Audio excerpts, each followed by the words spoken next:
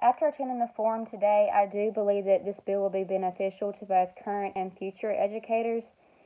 I do believe that current educators may not benefit as much as future educators because it's going to take a while for the bill to get passed. And if a current educator received life scholarship in school, it's not like they're going to get paid that money now. And I thought that the panel did a great job of providing thought provoking questions, and it helped. They did a great job of making me question some things. And one question I really wanted to ask but didn't get the opportunity to was about failing schools and how to get them where they need to be. So the question I wanted to ask and try to speak up, but there wasn't enough time, was who actually goes into these schools to get them where they need to be. I know that the senator talked about superintendents going into the schools, but I was curious about the specifics. Is it teachers who have already been a part of successful schools who are going into these failing schools and teaching them, or is it people who have overseen or oversaw successful schools? I was just curious as to who was actually doing the teaching and making the school better, because there's a difference between telling someone what they need to do and showing them how to do it through prior experience. And then I had mixed thoughts on the Senate bill talking about career opportunity and equal access for all, because I agree that standardized testing does provide stress, but I don't agree with getting rid of all the history tests. I do believe that reading, writing, math, ELA, all of that has a very heavy impact on early childhood students and students in general, but that should not overshadow how important history is.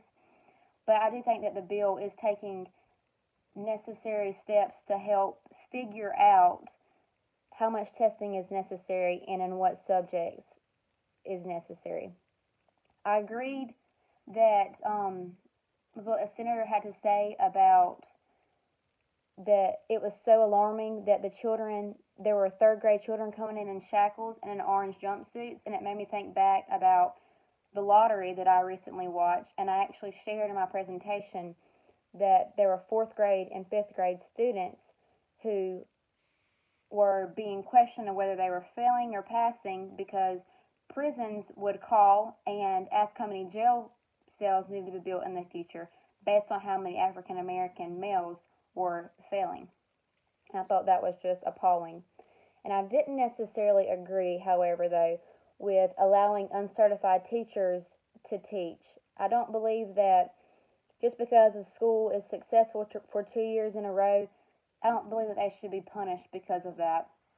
I think that if you allow uncertified teachers to go in there, that the school is eventually going to end up falling behind, even though that's not where they were to start off with.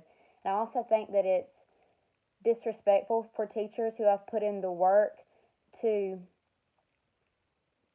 have other teachers come in who are not even certified to get paid around the same amount. I know that it differs from district to district, but I think it's disrespectful, and it lends other people in the community to agree that, or to come up with the notion that's been put around that teaching is not a worthwhile profession and that anyone can teach, because that's not true.